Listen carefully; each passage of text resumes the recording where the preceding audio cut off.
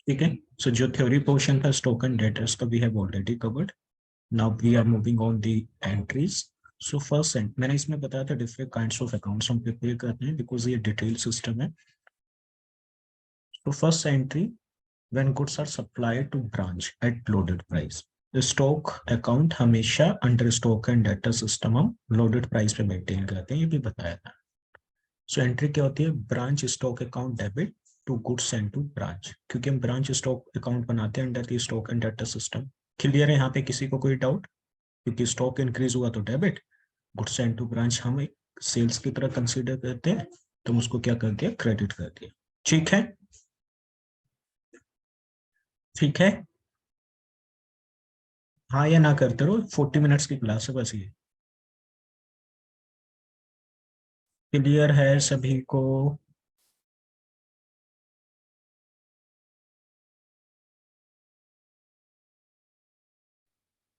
Yes, section B. जब हम goods head office से ब्रांच को देते हैं तो वो कहाँ जाएगा आपका? ठीक है.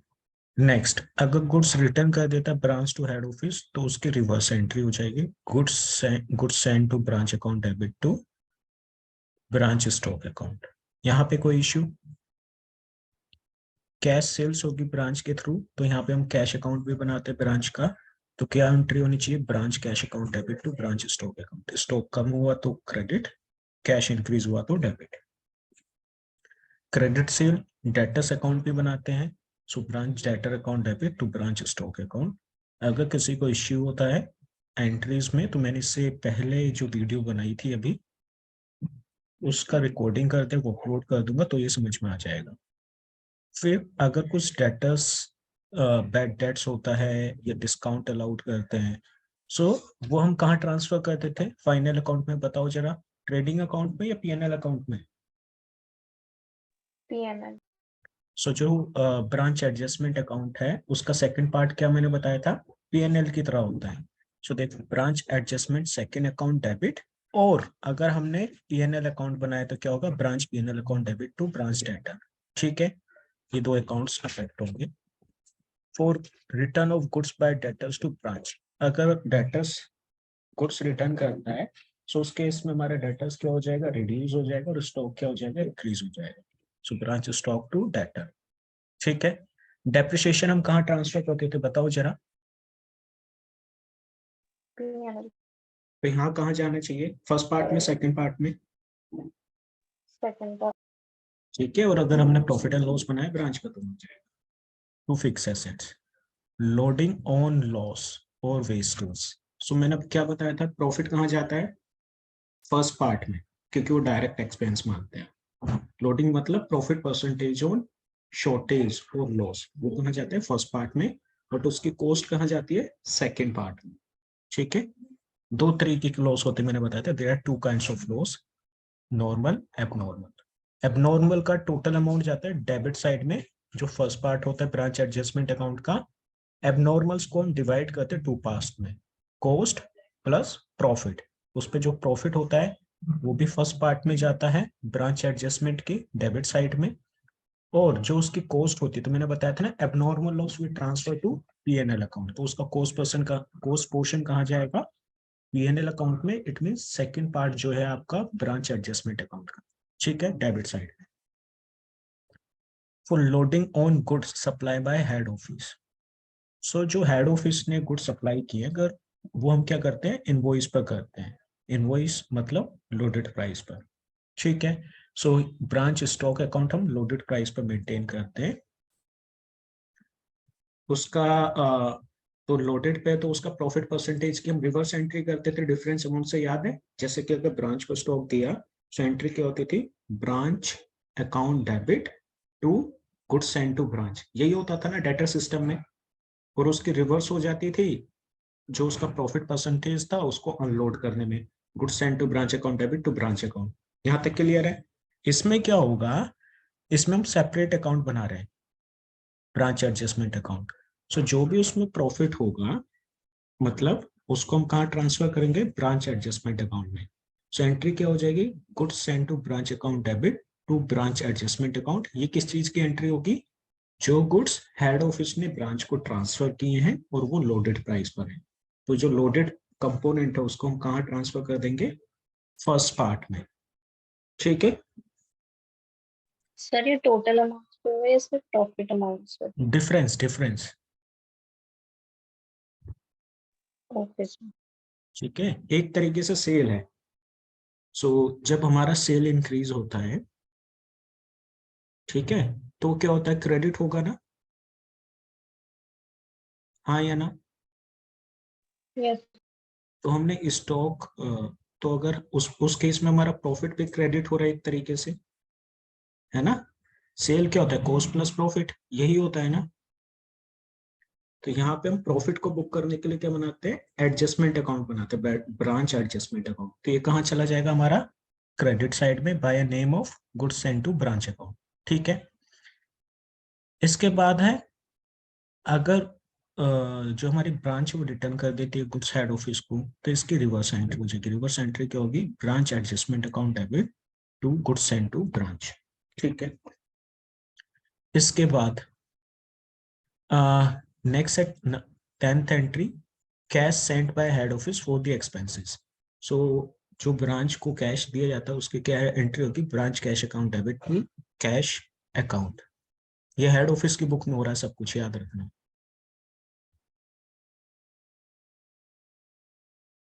और जब हमने, और इसके बाद क्या होता है, जो भी एक्सपेंसेस होते हैं कैश नॉन कैश, वो हम कहाँ ट्रांसफर कर देते हैं, second part of branch adjustment account और पीएनएल अकाउंट।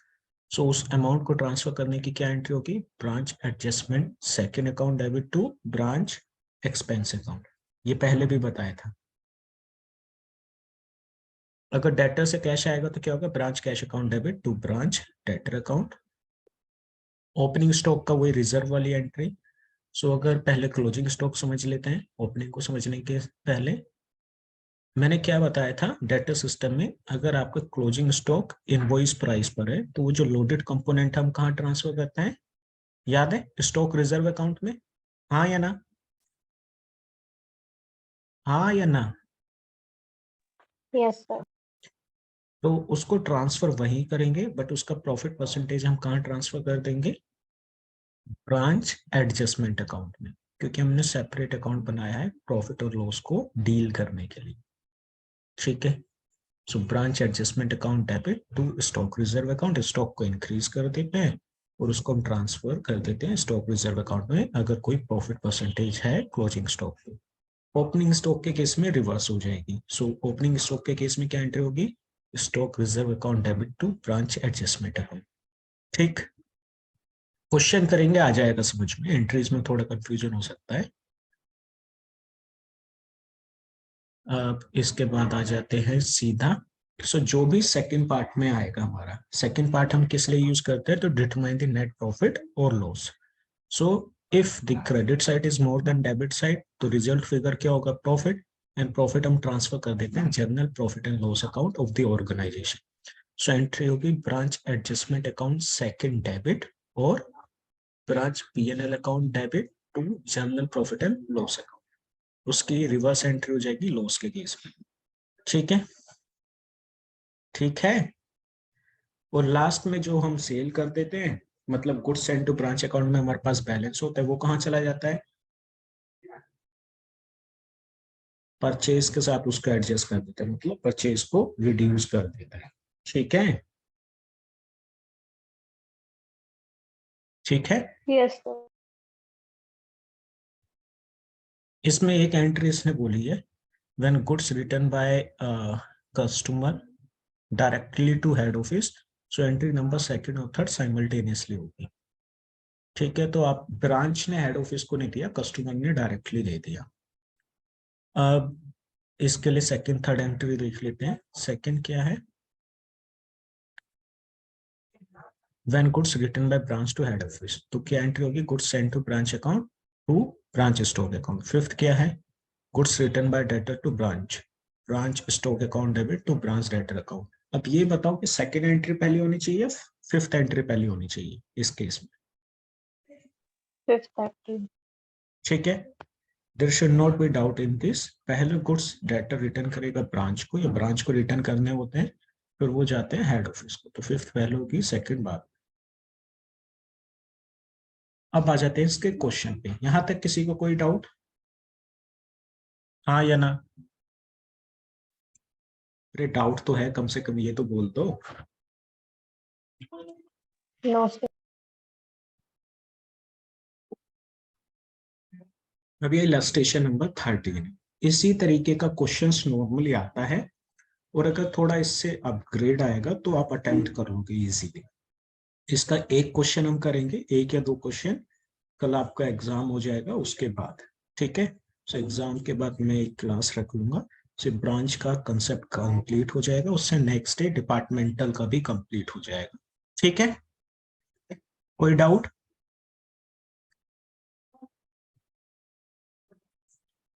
अब देखो, इलस्ट्रेशन नंबर 13 है। Shri x has a retail branch at Allahabad. Goods are sent by head office to branch marked at selling price. ठीक है, सो अगर वो गुड्स कॉस्ट पर ट्रांसफर करता तो हमें स्टॉक अकाउंट में मेंटेन करने के लिए क्या उसको इनवॉइस पे कन्वर्ट करना पड़ता है या नहीं? हाँ या ना? हाँ। बिकॉज ब्रांच अकाउंट हम मेंटेन करते हैं लोडेड प्राइस पर और इनवॉइस प्राइस पर। So if we are transferring a good from head office to branch at cost, then we have to convert it at loaded price. So cost क्या है हमारा? Price क्या है? cost plus 25%. नेक्स्ट लाइन है all expenses of the branch are paid by head office. ठीक है, सो इस case में हमारी एंट्री होती है ब्रांच कैश टू कैश, और फिर हम एक्सपेंस को ट्रांसफर कर देते हैं सेकंड पार्ट में। all cash collected by the branch is deposit to the head office. तो इसकी एंट्री क्या होगी? Cash to cash branch. From following particulars of the branch, prepare branch stock account, debtors account, branch expense account, branch adjustment account. अगर वो question में आपको specify नहीं करता कि आपको क्या कितने नंबर ऑफ अकाउंट्स बनाने हैं, तो आपको क्या बनाना होता है सुन लीजिए। एक तो बनाना होगा ब्रांच स्टॉक अकाउंट, दूसरा आपको बनाना होता है एडजस्टमेंट अकाउंट, और तीसरा जो आपके पास एसेट्स होती है। ठीक है, ठीक है, और एक एक्सपेंस अकाउंट भी मेंटेन कर। if they do not specify in the examination that all these account you are required to prepare under the stock and data system, then आपको stock account, assets account, expense account and adjustment account बनाना। ठीक है, देखो इतना छोटा सा question है, 5 minutes में हो जाएगा, कंसंट्रेशन पूरा रखना है। सब सुन रहे हैं मुझे? Are you hearing me? Yes. हाँ, तो हमें क्या बनाना है? Debtors, stock, expense and adjustment account. और ये देखो क्वेश्चन तुम ही सोल्व कर दोगे। डेटर का हमारे पास ओपनिंग बैलेंस है, क्लोजिंग बैलेंस है, तो बताओ कहाँ जाएगा?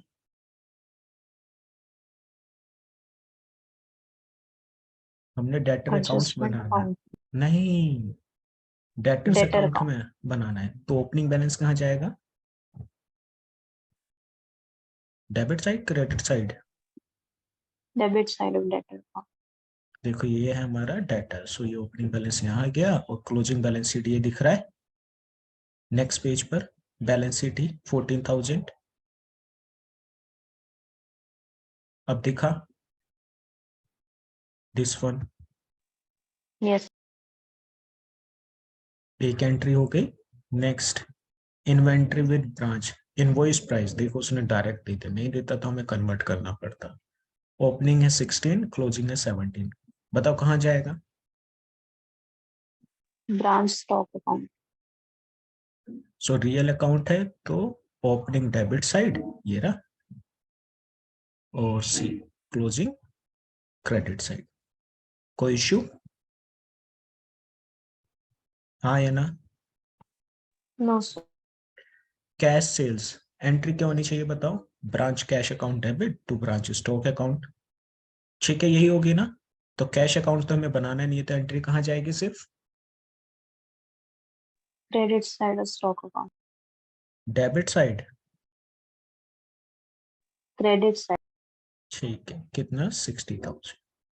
ठीक है, अब उसने बोला total amount deposit in the head office account during the year 1,27,000।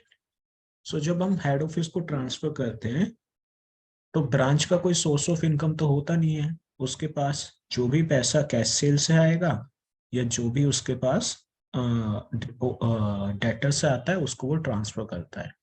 सो अगर 1,27,000 उसने ट्रांसफर किया है टोटल टू हेड ऑफिस और 60,000 हमारी कैश सेल है, तो रिमेनिंग अमाउंट क्या होना चाहिए? Debtors. सो एंट्री क्या होगी? Branch debtors account debit to branch stock account. हाँ या ना? Yes. ठीक है, एक सेकंड पहले इससे डेटर्स का हमें ये भी क्लियरिफाई करना पड़ता है कि इसके अलावा तो कुछ नहीं है, जैसे कि क्लेम कुछ एडजस्ट हुआ हो। ठीक है, तो ये भी देखना पड़ेगा। अब ये तो समझ में आ गया, टोटल इतना किया, कैश दे दिया इसमें से, तो बाकी क्रेडिट साइड हमारा होना चाहिए। एडजस्टमेंट होगी branch debtor to branch stock. Salaries paid and rent paid. ठीक है, इसके लिए हमें एक्सपेंस अकाउंट बनाना है। सो देखो ये एक्सपेंस अकाउंट है। सो जो भी हमारा एक्सपेंस मतलब नॉमिनल अकाउंट होता है, जो भी एक्सपेंस होंगे वो कहाँ जाएंगे? डेबिट साइड में। तो एंट्री क्या होगी? Branch expense account debit to cash. तो वो क्या हो गया? डेबिट 10,000। ठीक है, क्लियर है? हाँ या ना? एक बार फिर से बताना इसके अगर कोई एक्सपेंस हुआ है तो उसको पेड करेंगे, एंट्री क्या होगी? Expense debit to cash. तो वही तो किया उन्होंने, ब्रांच एक्सपेंस अकाउंट बनाया, हेड ऑफिस ने पे किया, तो एंट्री क्या होगी? Expense to cash. So branch expense account में कहाँ चला ओके. गया? डेबिट साइड में 10,000, 6,000 सैलरी का, 4,000 रेंट का। ठीक है, और हम एक्सपेंस को क्लोज कर देते हैं। Yes, right. जो हमारा एक्सपेंस अकाउंट होते हैं वो नॉमिनल होते हैं, तो हम उसको क्या कर देते हैं? क्लोज कर देते हैं। और कहाँ ट्रांसफर करते हैं? P&L. सो इस केस में उसने हमें पीएनएल नहीं बोला, उसने बोला ब्रांच एडजस्टमेंट अकाउंट बना। सो ब्रांच एडजस्टमेंट्स के दो पार्ट्स होते हैं, जैसे ट्रेडिंग एंड पीएनएल होता है ना।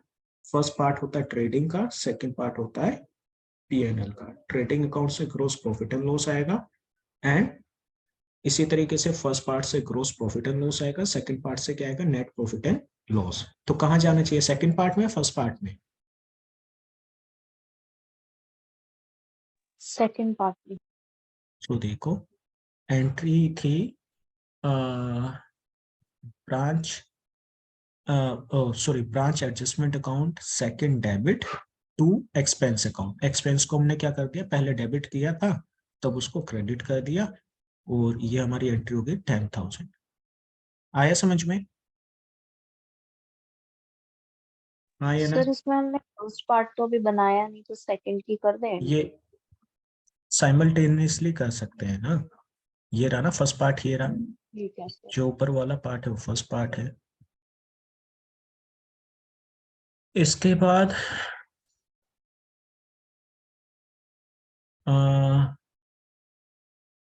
क्या था? Return goods to head office at invoice price. So आपने हेड ऑफिस को रिटर्न किए।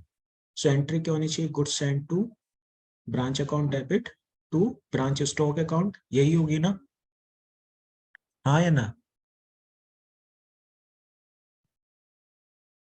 अगर ब्रांच ने हेड ऑफिस यस. को रिटर्न किए, सो ब्रांच स्टॉक अकाउंट में क्या आएगा? Goods send to branch account 5,000। ठीक, इसके बाद आ जाता है discount allowed to debtors bad debts. So entry क्या होगी? Discount allowed debit bad debts account debit to branch debtor account. हाँ या ना? यही होगी ना? यस. सो ये कहाँ जाएगा? ब्रांच डेटर अकाउंट्स में, क्रेडिट साइड में। सो देखो, सॉरी, हाँ, सो क्रेडिट सेल आपकी क्या हो गई थी?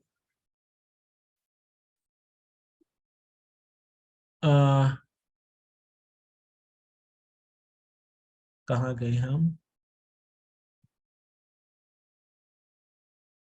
पहले क्या थी, cash sales during the year 60,000, ठीक है।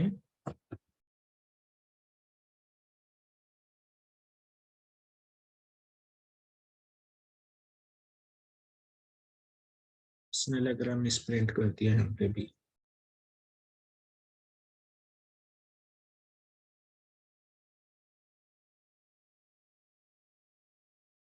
हम्म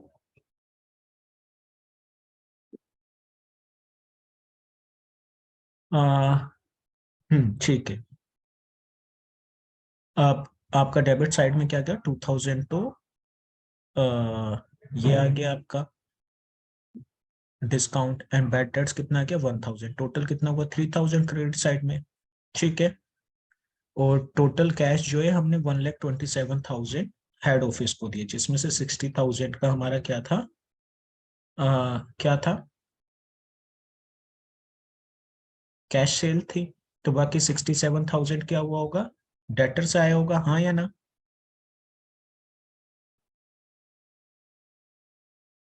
यही हुआ ना।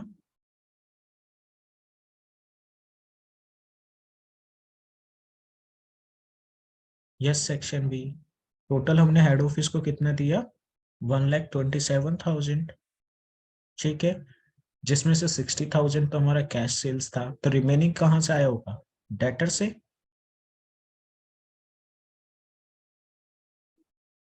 आया समझ में। यस।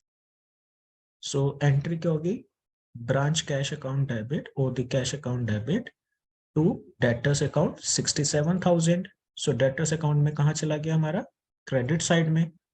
यहाँ तक क्लियर है।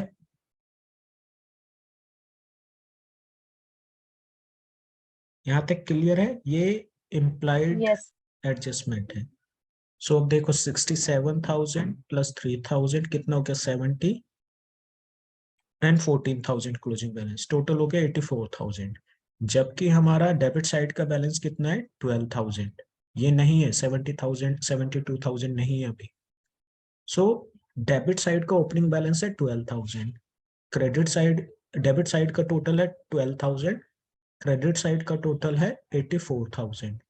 तो अब ये बताओ, अगर मेरा डेटर इंक्रीज हुआ है तो जो डिफरेंस अमाउंट होगा वो क्या होगा, क्रेडिट सेल होगा या नहीं होगा। मेरे यस। स्टार्ट मेरे स्टार्टिंग में डेटर्स थे 100, अब हो गए 200। इसका मतलब है कि 100 का और क्रेडिट सेल हुआ होगा, तभी तो हुआ होगा, हाँ या ना। ठीक है। सो एंट्री क्या होगी उसकी, branch stock, branch debtor account debit to branch stock. So difference amount हो गया 72,000, और ये क्या हो गया हमारा बैलेंसिंग फिगर ब्रांच डेटर में, और ये क्रॉस एंट्री चली जाएगी स्टॉक में 72,000, ठीक है। ब्रांच डेटर अकाउंट, ठीक है, ठीक है। यस। लास्ट है ब्रांच स्पॉइलेज, सॉरी स्पॉइलेज। सो स्पॉइलेज क्या है, लॉस है। सो अगर हमारा लॉस हो रहा है तो स्टॉक कम होगा या ज्यादा होगा, कम। सो एंट्री होगी spoilage account debit to branch stock account.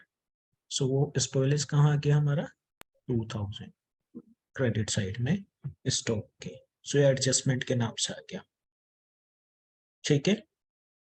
So spoilage क्या होता है, एक एबनॉर्मल लॉस होता है, याद रखना क्या होता है, एबनॉर्मल लॉस। सो एबनॉर्मल लॉस का प्रॉफिट कहाँ जाता है हमारा, फर्स्ट पार्ट में, और कॉस्ट कहाँ जाती है सेकंड पार्ट में, मैंने बताया था ना, याद है। तो आप इसको ऐसे भी कर सकते हो, ब्रांच एडजस्टमेंट अकाउंट फर्स्ट 400, क्योंकि इसका प्रॉफिट परसेंटेज 400 है, and branch adjustment account second 1600, ठीक है। स्टॉक अकाउंट के अंदर आ रहा है समझ, जहां पे स्पॉइलेज लिखा है ना, जो मैंने अभी हाईलाइट किया है। सो यहाँ पे आप क्या कर सकते हो, branch adjustment account 400 and branch adjustment account second 1600, ठीक है।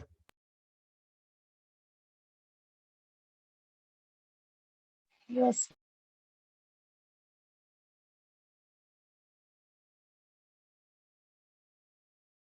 किसी को कोई डाउट?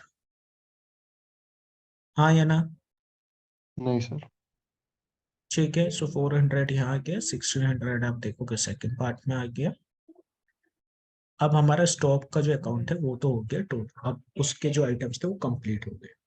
सो दोनों साइड का टोटल करेंगे तो हम देखेंगे क्रेडिट साइड का टोटल है 1,56,000, डेबिट साइड का है 16,000। अगर अब मैं बोलूँ कि मेरे पास ओपनिंग बैलेंस तो सिर्फ 16,000 था, बट क्लोजिंग पे आते आते मेरा जो टोटल आ रहा है वो 156 है, तो इसका मतलब क्या है, मुझे गुड्स रिसीव हुआ होगा या मैंने गुड्स रिटर्न किया होगा ज्यादा? रिसीव। तो रिसीव कहाँ से हुआ होगा? Head office. Head office. So entry क्या होनी चाहिए? Branch stock account debit to goods sent to branch. So branch stock account में क्या आ गया, ये 1,40,000 मेरा goods sent to branch account से आ गया। क्लियर सभी को? ये बैलेंस फिगर है। सो पहले हमने क्या किया, डायरेक्टर्स का बैलेंस फिगर निकाला, फिर हमने स्टॉक का बैलेंसिंग फिगर। यहां तक क्लियर? अगर डाउट है तो बताओ। क्लियर। अब इसका लोडेड का और करना है सिर्फ। सो मैंने बताया था ना, ओपनिंग एंड क्लोजिंग स्टॉक को हम रिजर्व, उसके ऊपर अगर जो प्रॉफिट परसेंटेज होता है उसको कहाँ ट्रांसफर करते हैं? रिजर्व में। और स्टॉक एंड डेटर सिस्टम के अंदर हम कहाँ ट्रांसफर करते हैं? एडजस्टमेंट अकाउंट के थ्रू करते हैं। सो क्लोजिंग स्टॉक पे, जैसे क्लोजिंग स्टॉक है तुम्हारा, क्लोजिंग स्टॉक की वैल्यू कितनी? 17,000। सो मैंने एडजस्टमेंट क्या बताई थी entry? Branch adjustment account debit to branch stock reserve account, यही थी ना?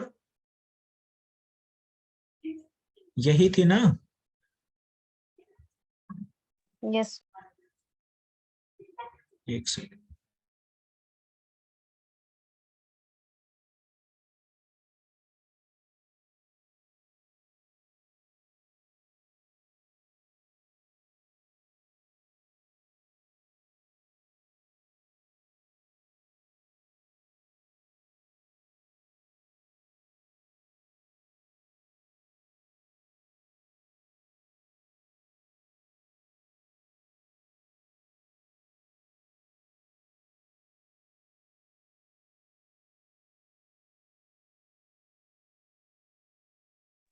हाँ सॉरी, तो मैंने एंट्री क्या बताई थी? अगर हमारा क्लोजिंग स्टॉक पर प्रॉफिट का पोर्शन है तो हम उसको स्टॉक रिजर्व में कर देते हैं, और किसके थ्रू करते हैं? एडजस्टमेंट अकाउंट के थ्रू। सो स्टॉक रिजर्व इंक्रीज हो रहा है तो क्या होगा? डेबिट क्रेडिट क्या होगा? बताओ जरा। If the amount of reserve is increasing, then वो डेबिट होगा या क्रेडिट होगा? क्रेडिट होगा क्रेडिट। सर। ठीक है, सो एंट्री होगी branch adjustment account debit to stock reserve account. So adjustment account में टू स्टॉक की तरफ आ जाएगा, टू स्टॉक रिजर्व अकाउंट। 17,000 का 1/5 निकालो, कितना आया? वो आएगा 3,400। तो देख लो यहाँ ब्रांच एडजस्टमेंट में फर्स्ट आइटम है 3,400 स्टॉक रिजर्व, या 150। 25% प्रॉफिट है ना, तो 17,000 अगर प्राइस है, ठीक है, तो किसके इक्वल होगा? 100 कॉस्ट है और 25% उस पर प्रॉफिट है, तो टोटल कितना हो गया? 125%। सो 125% का अगर मुझे प्रॉफिट निकालना है तो क्या होगा? 25 डिवाइड बाई 125। हुआ क्लियर? यस। ठीक है, ये जो 17,000 है 125 के इक्वल है। प्रॉफिट कितना है? 25%। So 25 divide by 125 multiply by 17,000 equal to 3,400। ठीक है, या अगर तुम्हें कुछ भी याद ना है, एंट्री याद ना है, तो एक चीज याद रख लेना, अगर मेरा क्लोजिंग स्टॉक क्रेडिट साइड में है स्टॉक अकाउंट के, तो मेरा रिजर्व कहाँ जाएगा? डेबिट साइड में जाएगा, ब्रांच एडजस्टमेंट अकाउंट के। ठीक है, इसी तरीके से डेटर में, डेटर सिस्टम में होता है, अगर closing stock debit credit side में, तो उसका रिजर्व कहाँ जाएगा? डेबिट साइड, क्रॉस एंट्री होगी।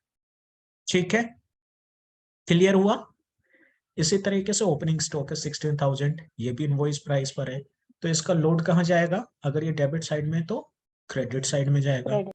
सो एंट्री 1/5 निकालो इसका भी, 16,000 का 1/5 हुआ 3,200, 3200। ठीक है। 3,200 ये देखो आपका क्रेडिट साइड में स्टॉक रिजर्व अकाउंट के नाम से। इसके बाद है branch stock account loaded on spoilage 400। सो ये जो आपको दिख रहा है ना ये वाला स्पॉइलेज, दिस वन, सो इसको मैंने बताया था ना कि ऐसे भी कर सकते हो, branch adjustment account 1 debit, branch adjustment account 2 debit to branch stock account, ठीक है। सो फर्स्ट पार्ट में क्या जाता है, उसका जो प्रॉफिट परसेंटेज होता है, जो हमें लॉस हो गया है, लॉस ऑफ मटेरियल की वजह से। लॉस क्या हुआ है कि आपका स्पॉइलेज मतलब मटेरियल खराब हो गया है और आप इसको मेंटेन कर रहे हो इनवॉइस प्राइस पे। सो इनवॉइस प्राइस में दो कंपोनेंट होते हैं, फर्स्ट कंपोनेंट होता है कॉस्ट का, सेकंड होता है प्रॉफिट का। तो मैंने बताया था इन्वेंट्री में भी जब नॉर्मल लॉस होता है वो कहाँ ट्रांसफर करते हैं, पीएनएल में। सो यहाँ पे पीएनएल क्या है, स्टॉक एडजस्टमेंट अकाउंट का सेकंड पार्ट, ठीक है। और प्रॉफिट, प्रॉफिट मतलब अगर वो सही यूनिट होती तो आपको प्रॉफिट होता, बट वो अब क्या हो गई, खराब हो गई, तो आपका प्रॉफिट का लॉस हो गया, तो आपका डायरेक्ट एक्सपेंस है एक तरीके से, वो कहाँ चला गया हमारा, फर्स्ट पार्ट के डेबिट साइड। क्लियर है दोनों चीजें, हाँ या ना? यस। ठीक है। इसके बाद हमें गुड्स ट्रांसफर हुआ है, मतलब ट्रांजेक्शन हुई between head office and branch की। सो हेड ऑफिस से हमें कितना मटेरियल मिला, 1,40,000 का, ये लोडेड प्राइस पर है।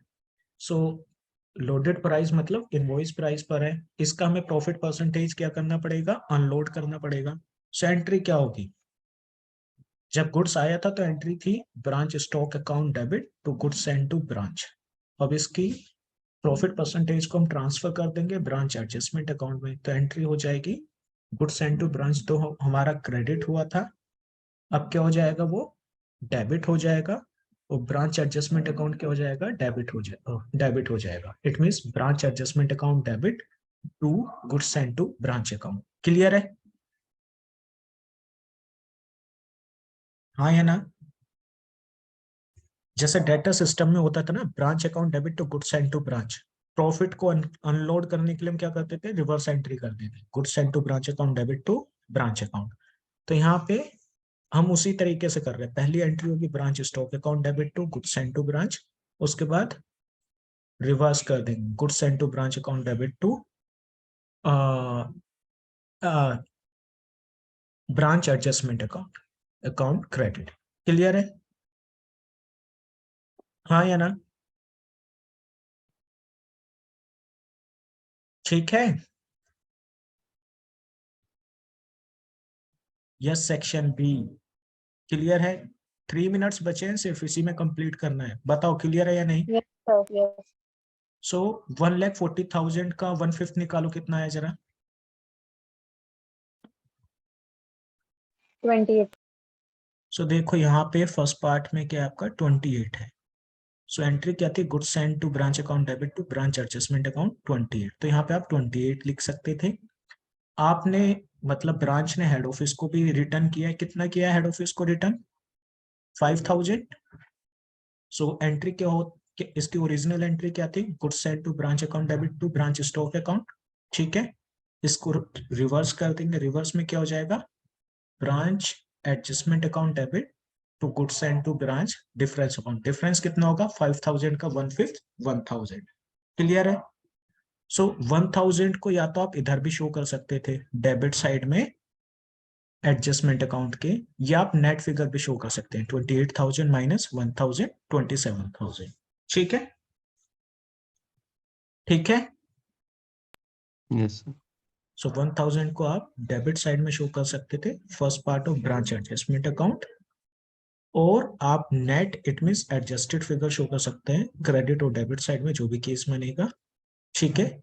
इसके बाद टोटल किया तो क्रेडिट साइड का टोटल है 30,200, डेबिट साइड में हमारे पास सिर्फ दो ही आइटम है, 3,400 एंड 400। सो डिफरेंस अमाउंट आ गया हमारा ग्रॉस प्रॉफिट, उसको ट्रांसफर करते हैं नेक्स्ट पीरियड के लिए, मतलब नेक्स्ट पार्ट में। तो हमारा 26,400 क्या है, ग्रॉस प्रॉफिट है क्रेडिट साइड में। डेबिट साइड में सेकंड पार्ट में क्या एक्सपेंस है, डेटर्स अकाउंट है, डेटर्स में जो हमारा लॉस हुआ था डिस्काउंट और बैड डेट का, तो उसकी एंट्री हमने क्या की थी, branch adjustment account second debit to debtors account, ठीक है। So to debtors 3000, this one दिख रहा है ये अमाउंट अभी जो मैंने हाईलाइट किया है, ये वाला, ठीक है। जो हमें डिस्काउंट या बैड डेट हुआ है वो कहाँ चला जाएगा, प्रॉफिट एंड लॉस अकाउंट में जाता है, और ब्रांच एडजस्टमेंट में प्रॉफिट एंड लॉस होता है second part of the branch adjustment account 3000। Clear है, हाँ या ना? जल्दी जल्दी बोलिए, 1 मिनट है Yes, बस। sir. इसके बाद 1600 क्या है, बस ये बता दो। Abnormal loss. एबनॉर्मल लॉस का कॉस्ट पोर्शन, ठीक है। फिर हमने टोटल किया तो इसमें भी हमारा क्रेडिट साइड का टोटल मोर देन है डेबिट साइड के, रिजल्ट आया 11,800, और ये हम कहाँ ट्रांसफर कर देंगे, जर्नल P&L अकाउंट। सो वो क्या, profit and loss account equal to 11,800, ठीक है, ठीक है। Yes, sir. सो इस तरीके से क्वेश्चन होगा, एक बार वीडियो देख लेना अब अपने बोर्ड के एग्जाम के बाद में, फिर इसका नेक्स्ट वाला मतलब नेक्स्ट क्वेश्चंस कर लेंगे, तो कल ये तो चैप्टर खत्म हो जाएगा, ठीक है। Thank you so much for your cooperation. हाँ, सर बॉम्ब का आपको एग्जाम पैटर्न पता है कितने मार्क्स के क्वेश्चन होंगे? मैंने बताया